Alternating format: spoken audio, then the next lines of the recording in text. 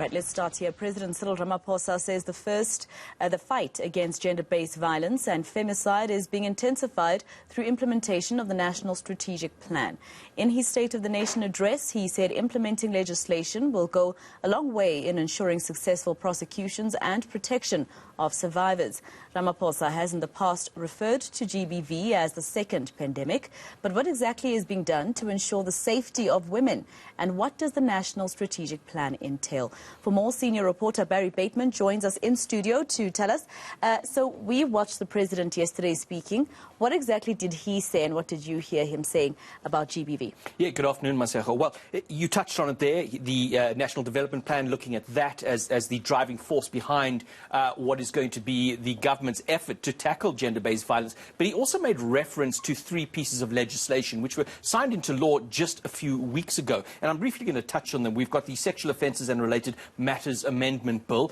This broadens the scope of what constitutes a sexual offence, expands the criteria for the inclusion on the Sexual Offenders Register. We also then had the Criminal and Related Matters Amendment Bill, which sets a higher bar for granting of bail and stiffer sentences on people found guilty of committing gender-based violence type crimes. And then the Domestic Violence Amendment Bill.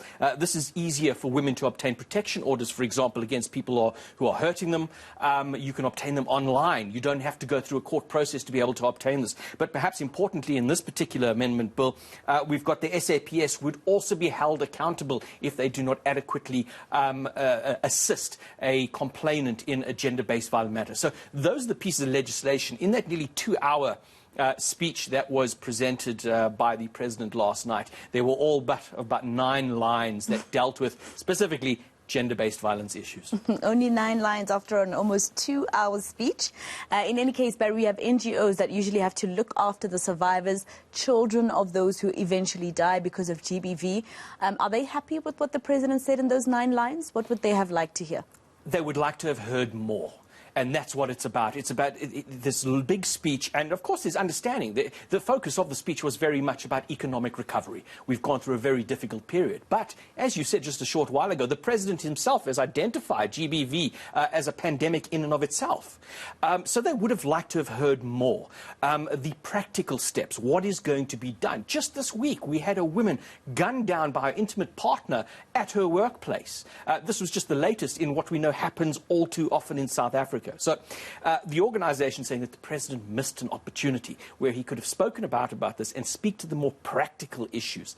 I spoke earlier today with the Pule Foundation and asked what would you have liked to hear the president say? What is the issue that he should have addressed? Take a listen. The biggest place that needs assistance before we could even deal with organizations and perpetrators and victims.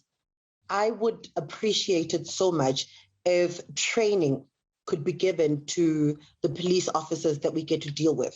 You get to the police station, victims can't open their cases.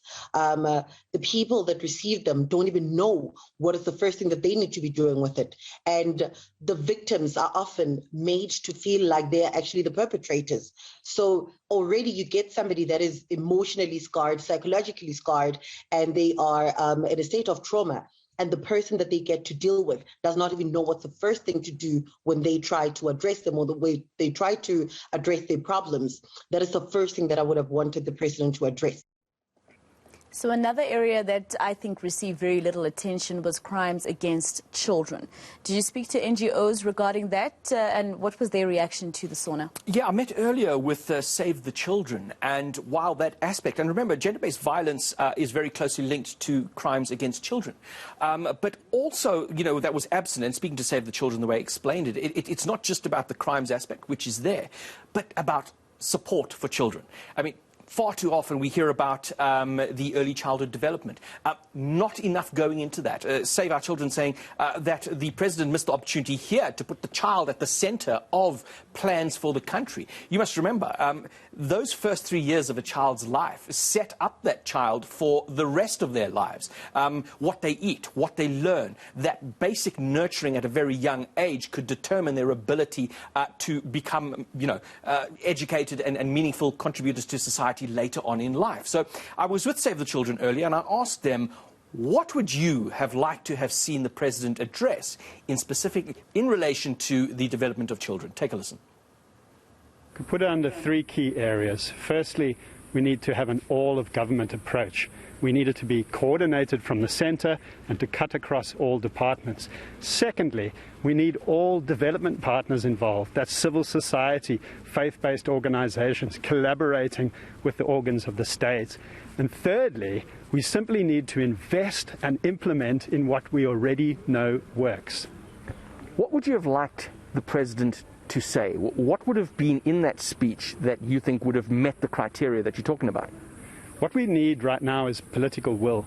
So what we would have liked to have heard is that the President is looking to create an office for the rights of the child in the presidency, and that he's calling together development partners for a high-level conference on child rights, and that he's going to invest in our national plan of action for children, which is a fantastic plan sitting on the shelf.